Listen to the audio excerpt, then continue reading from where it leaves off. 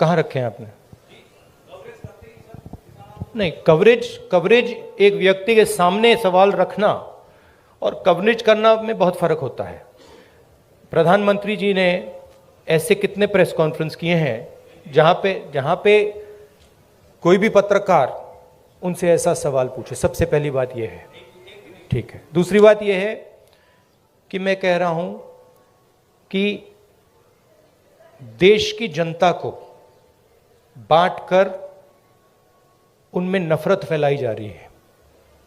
हिंदू मुस्लिम अलग अलग जात के लोगों को लड़ाया जा रहा है। क्या कांग्रेस पार्टी ये करती है? कांग्रेस पार्टी ने कभी कहा है कि एक जात के व्यक्ति को दूसरे जात के व्यक्ति की हत्या करनी चाहिए? कांग्रेस पार्टी ने कभी कहा है कि एक धर्म को दूसरे धर्म से लड़ाया जाना चाहिए? कभी नहीं कहा है, हिस्ट्री में कभी नहीं कहा है। तो दूसरी बात यह है। तीसरी बात यह है कि जो वहां पे डर का माहौल है उसके बारे में आपने हमें बताया है, हम जाके उसको देखेंगे और अगर वहां पे हम उसके बारे में बोल सकते हैं मैं बोलूँगा, ठीक है। और अगर वहां पे कुछ गलत हो रहा है तो मैं पर्सनली जाके उसको देख के उसमें मेरी जो राय होगी मैं रखूँगा, ठीक है। मगर मेन बात यह है कि जो देश में आज नफरत फैलाई जा रही है, जो हिंसा की जा रही है, वो छत्तीसगढ़ सरकार एज अ पॉलिसी नहीं कर रही है। वहाँ पे इश्यूज हैं, वहाँ पे लैंड एक्विजिशन के इश्यूज हैं और वहाँ पे टेंशन है, मगर हमारी पॉलिसी वो नहीं है। धन्यवाद। मसले से सर्वमित्र कंबोज। नमस्कार सर। इधर सर, मैं देख रहा हूं आप स्पीच में जवान और यात्रा के बाद मैं आपको बताना चाहता हूं कि मैं पर्सनली वहां जाऊंगा और पर्सनली इस बात को समझने की कोशिश करूंगा।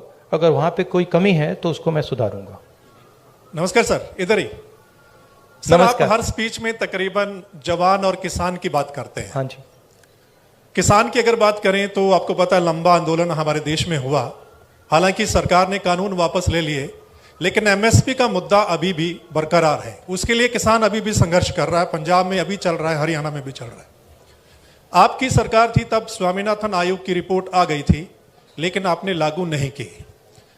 क्या अगर आपकी सरकार आ जाती है तो आप स्वामीनाथन आयोग की रिपोर्ट को लागू करेंगे? और जो किसान एमएसपी मांग रहा है, क्या वो आप एमएसपी देंगे?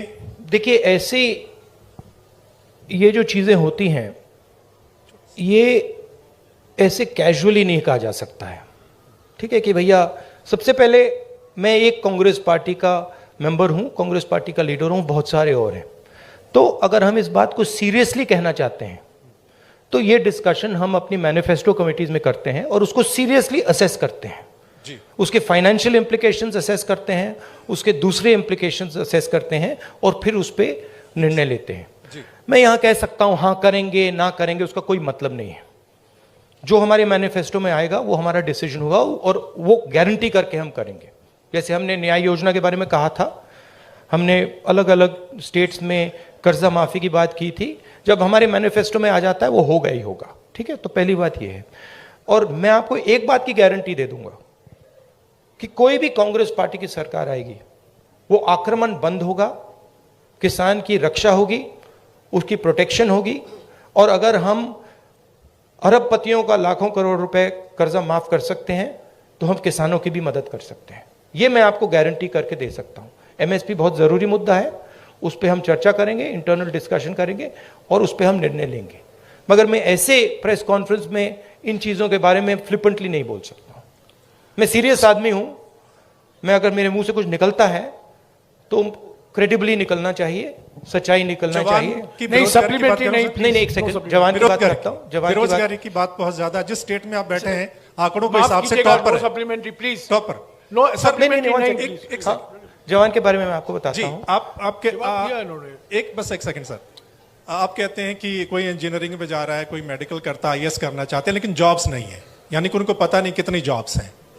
तो आपके पास क्या ऐसा रोड मैप है? हमारे देश में हर साल लाखों ग्रेजुएट निकलते हैं, पोस्ट ग्रेजुएट निकलते हैं, सरकारी और प्राइवेट नौकरी में ऐसा कौन सा रोड मैप होगा कि हम उनको सेट कर पाएं? देखिए ये देश अपने युवाओं से झूठ बोल रहा है, ठीक है। झूठ क्या है? मैं अब 3000 किलोमीटर चला हूं, युवाओं से मैं पूछता हूं, बच्चों से पूछता हूं क्या करना चाहते हो, 5 जवाब मिलते हैं। Engineer, doctor, lawyer, army, administration, ठीक है। और सारे के सारे मतलब हजारों बच्चों ने मुझे ये 5 जवाब दिए हैं। रियलिटी ये है कि इनमें से 10% को, 15% को, ज्यादा से ज्यादा 10% भी मुश्किल है, 10% को इंजीनियर, डॉक्टर, लॉयर ये जॉब्स मिल जाएंगे, बाकी को नहीं मिलेंगे। तो इन सबके सपने टूटेंगे। मेरे पास एक बच्ची आई, कहती है मैं आईएएस में जाना चाहती हूं। मैंने कहा ठीक है बेटा, आईएएस में हर साल कितने लोग जाते हैं? मुझे कहती है 5 लाख लोग जाते हैं। मैंने उससे कहा नहीं बेटा, 5 लाख लोग नहीं जाते हैं, 150 लोग जाते हैं। रोने लग गई। तो ये देश अपने बच्चों से, अपने भविष्य से झूठ बोल रहा है और ये इनका दिल तोड़ेगा। हर रोज इनका दिल टूटता है, इनके सपने टूटते हैं। क्यों टूटते हैं? क्योंकि जो लोग इस देश को रोजगार दे सकते हैं, उनकी हम मदद नहीं करते हैं, उनकी हम प्रोटेक्शन नहीं करते हैं, उनके स्ट्रक्चर के बारे में हम नहीं सोचते। रोजगार कहां से आएगा? रोजगार अगर आप सेकंड ग्रीन रेवोल्यूशन करोगे, एग्रीकल्चर को ट्रांसफॉर्म करोगे, फूड प्रोसेसिंग फैक्ट्रीज के जाल बिछाओगे, रोजगार वहां से आएगा। करोड़ों लोगों को रोजगार मिल सकता है और रिस्पेक्टेबल रोजगार मिल सकता है। दूसरी बात, जो स्मॉल और मीडियम इंडस्ट्रीज को डिस्ट्रॉय किया गया है, और कोई शब्द ही नहीं है, डिस्ट्रॉय किया गया है। जीएसटी, डिमोनेटाइजेशन और कोविड के समय जो किया, वो दूसरे लोग हैं जो रोजगार दे सकते हैं, करोड़ों लोगों को रोजगार दे सकते हैं। मैं आपसे सवाल पूछना चाहता हूं, आप मुझे वो नाम बता दीजिए जो छोटी कंपनी चलाता हो, स्मॉल और मीडियम साइज इंडस्ट्री चलाता हो, जो आज लाखों करोड़ का मालिक हो गया है। नाम बता दो मुझे। आप ये होंडा गाड़ी चलाते हैं, इसका मालिक मैकेनिक था। ये टोयोटा गाड़ी चलाते हैं, इसका मालिक मैकेनिक था। आप मुझे मैकेनिक का नाम दे दो जो इस देश में बड़ा उद्योगपति बन गया है, बताओ। नहीं है। तो जो रोजगार दे सकते हैं, जो सपने पूरे कर सकते हैं, उनकी हत्या हो रही है। तो रोड मैप क्या है?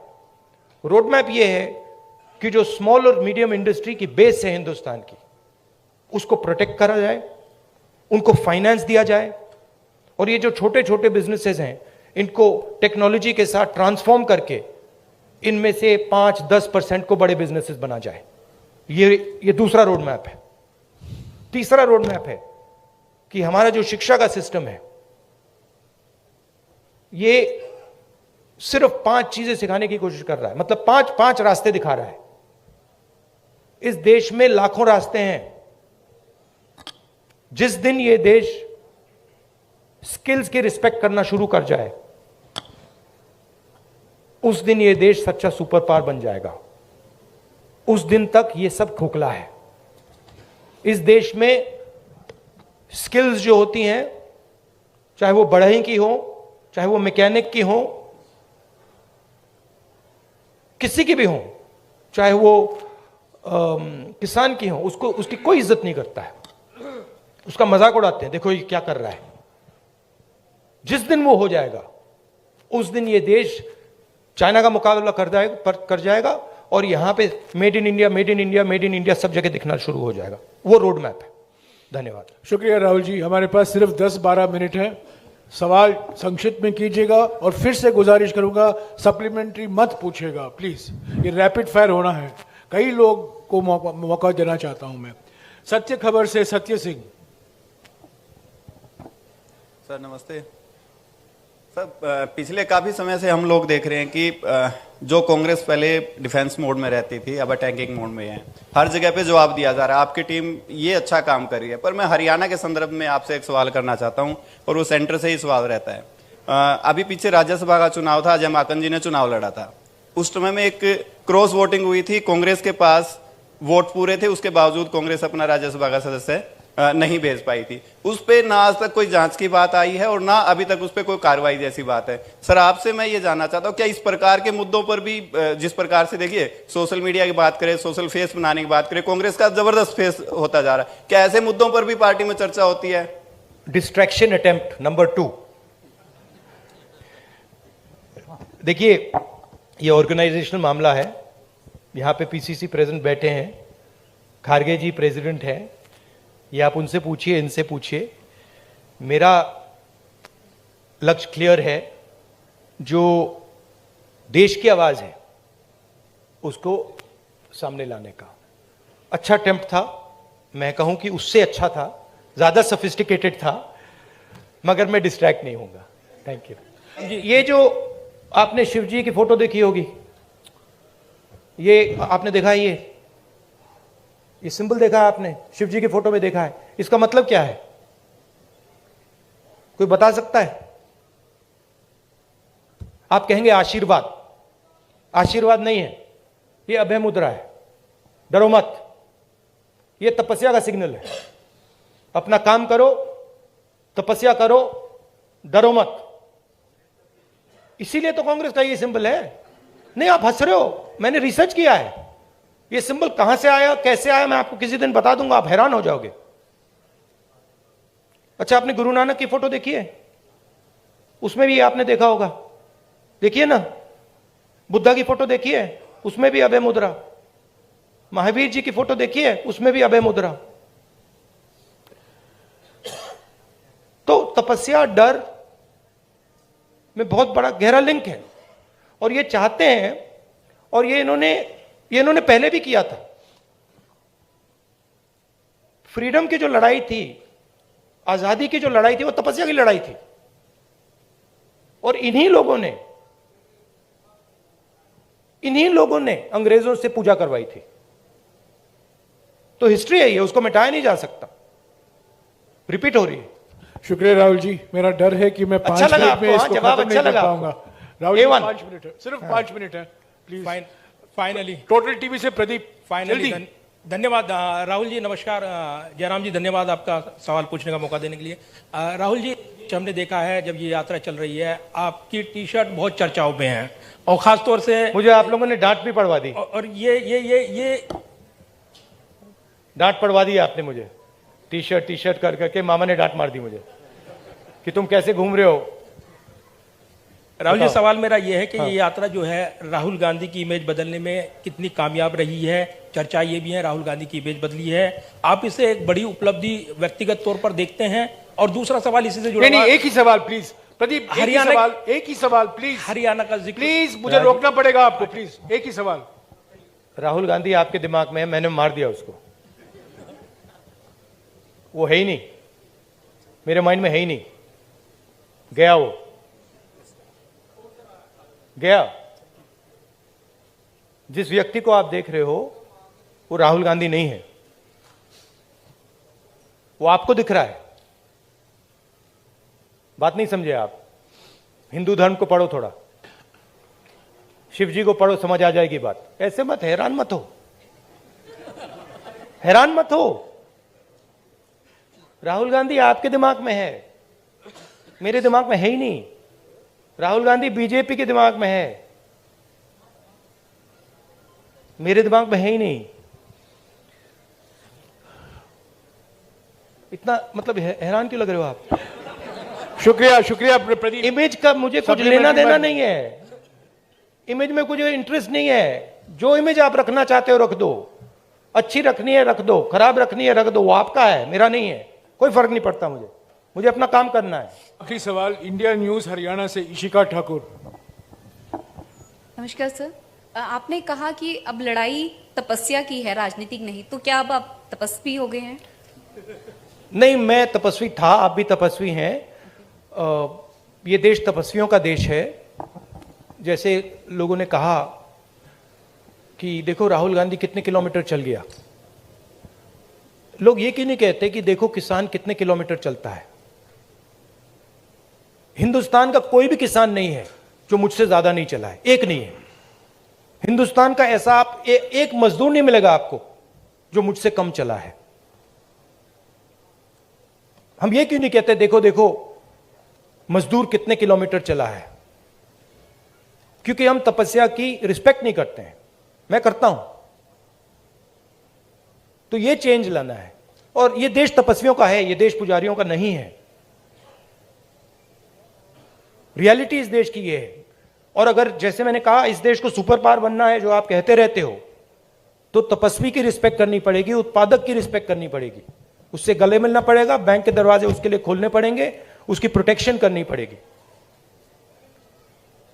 शुक्रिया राहुल जी, शुक्रिया। नहीं madam, please sit down, please sit down, please sit down. शुक्रिया राहुल जी, प्लीज। नहीं, अभी वक्त खत्म हो चुका है, प्लीज सिट डाउन।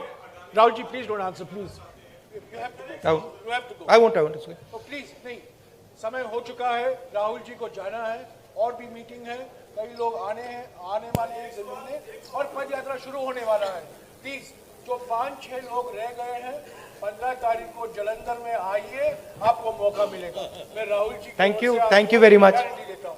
अभी एक फोटो लिया जाएगा आपके साथ। राहुल जी बैठ जाइए, राहुल जी यहाँ फोटो लेंगे आपसे। आप एनडीटीवी के हो, आप एनडीटीवी के हो। चेक कर रहा हूँ।